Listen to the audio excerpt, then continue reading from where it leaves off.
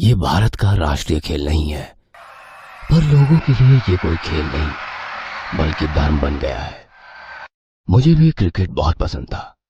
बचपन में गावस्कर तेंदुलकर को देखकर मेरे मन में भी क्रिकेटर बनने की इच्छा जागी। पर मिडिल क्लास फैमिली के लड़कों के सपने अक्सर जिम्मेदारियों के बोझ तले दब जाते हैं। मैं क्रिकेटर तो नहीं बन पाया, पर मैं रोज स्टेडियम जरूर जाता हूँ। किस लिए? मैं स्टेडियम में क्लीनिंग का काम करता हूँ। रोज उठो, स्टेडियम की घास काटो, स्टेडियम की सफाई करो या फिर ड्रेसिंग रूम तैयार करो। मजा तो तब आता था जब क्रिकेट मैच होता था। स्टेडियम में मैच देखने का मजा ही कुछ और होता।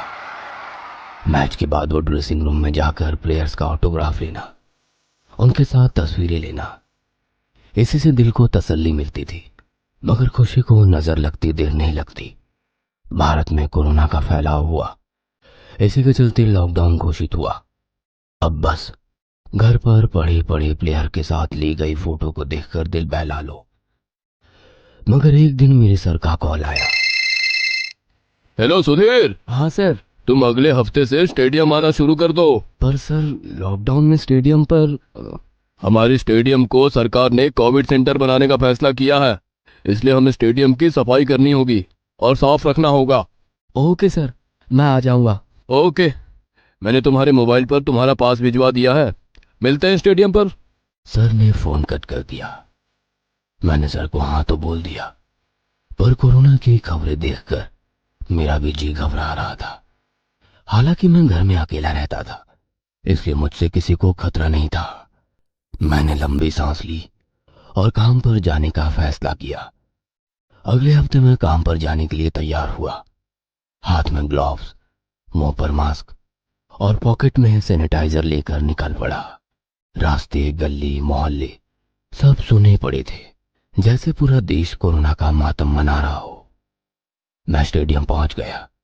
वहां जाते ही मेरा तापमान चेक किया गया। मेरा तापमान नॉर्मल था। मुझे अंदर भेज दिया गया। अंदर जाते ही मैंने देखा कि स्टेडियम पर बेड बिछाया है। ट्रीटमेंट का सभी सामान भी स्टेडियम पर लाया गया है। अरे सुधीर, तुम आ गए? हाँ सर। ठीक है, सबसे पहले पीपीई किट पहन लो और ड्रेसिंग रूम अच्छे से साफ कर लो। वहां अब डॉक्टर बैठेंगे। ठीक है सर। मैंने पीपीई किट पहन लिया और सफाई का सामान लेकर ड्रेसिंग रूम पहुंचा तो पूरा ड्रेसिंग रूम बदल गया था। अब वहां टेबल, कुर्सी और फाइल्स आ गई थी। मैंने अपनी सफाई का काम शुरू कर दिया। वक्त के साथ साथ मेरा काम भी पूरा हो गया और मेरी छुट्टी हो गई। मैं घर लौटा। घर आकर मैं सबसे पहले नहाने गया। इसके बाद खाना खाकर सो गया। अब यही मेरा रूटीन बन गया था।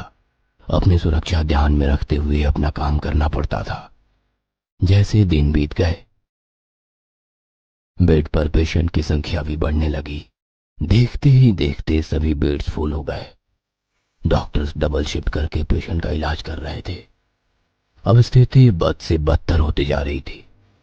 मरने वाले पेशेंट की संख्या बढ़ने लगी थी।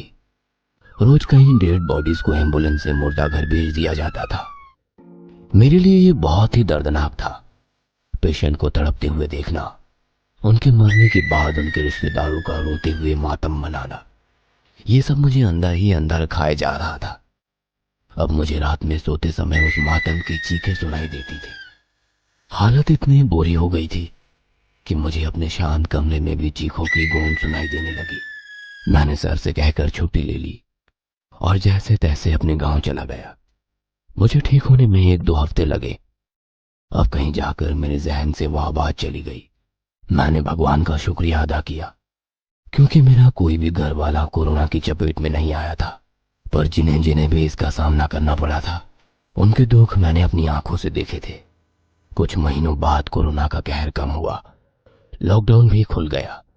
मैं वापस काम पर लौट आया। अब समय था आईपीएल का, इसलिए स्टेडियम पर जोरों शोरों से तैयारियां शुरू हो गई थी। मैं भी आईपीएल के लिए बहुत उत्तेजित था। अरे सुधीर, तुम और कमलेश कल नाइट शिफ्ट कर लो। मैचेस नजदीक आ रहे हैं और बहुत सारा काम भी बाकी है। Okay sir. मैंने कभी पहले नाइट शिफ्ट नहीं की थी, वैसे नौबत ही नहीं आई थी। पर अचानक आईपीएल डिक्लेयर करने से हमें स्टेडियम जल्दी तैयार करना था। उस रात मैं और कमलेश सफाई कर रहे थे। सुधीर, मेरी यहाँ की सफाई हो गई है, मैं नीचे जाकर सफाई शुरू करता हूँ। अच्छा ठीक है, मैं भी अपनी सफाई पूरी करके नीचे आता हूँ। कमलेश नीचे चला जाता है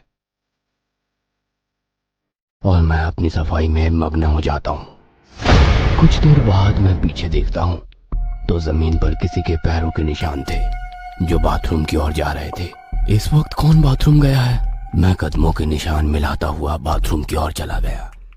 मैंने बाथरूम की ओर देखा तो वहां कोई नहीं था। बाथरूम के शीशे पर धूल जमी थी। अरे ये शीशा तो मैंने खुद साफ किया था, तो फिर मैला कैसे हुआ? मैं फिर शीशे को साफ करने लगा। जैसे ही मैंने पोछा घुमाया, कौन है? ऐसा कहकर मैं पीछे चला गया। मुझे समझ में नहीं आ रहा था कि ये मेरा वहम था या सच में वहां कोई था। मैंने कमलेश के पास जाने का सोचा पर बाथरूम का दरवाजा लॉक हो गया था। ये क्या? दरवाजा कैसे बंद हुआ? कोई है? मेरी मदद करो। मेरी आवाज सुनने वाला वहां कोई नहीं था। मुझे अब डर लगने लगा था। मेरा माथा पसीने से भर गया। तभी बाथरूम का नल चालू हो गया और किसी के गुर्राने की आवाज आई, जैसे कि कोई नहा रहा हो। मैं धीरे धीरे उस तरफ बढ़ने लगा। जैसे ही मैंने झांका, मैं डर के मारे चिल्लाने लगा। वो साया धीरे धीरे मेरी ओर बढ़ने लगा। नहीं! सुधीर, सुधीर, क्या हुआ? तुम चिल्ला क्यों रहे हो? कमलेश, यहाँ कोई डरावना साया है, मुझे बचा लो। ये तुम क्या कह रहे हो? देखो, ठीक से देखो, यहाँ कोई नहीं है। इसके बाद मैंने अपने चारों ओर देखा पर वहां कोई नहीं था। कमलेश, मैं तुम्हारे साथ ही रहूंगा, तुम मुझे छोड़कर मत जाओ। ठीक है, ठीक है, चलो हम मिलके नीचे की सफाई करते हैं। हम दोनों नीचे गए। कुछ देर सफाई करने के बाद कमलेश ने मुझे खाने को दिया। हम दोनों खाना खाने लगे। तभी मैंने कमलेश से कहा, तुम कौन हो? मैं कौन हूँ? ये क्या कह रहे हो? तुम कमलेश नहीं हो। कमलेश तो लेफ्टी था, वो बाएं हाथ से खाना खाता था। तभी मेरे सिर पे खून गिरने लगा। मैंने ऊपर देखा तो वो कमलेश की लाश थी और जैसे ही मैंने देखा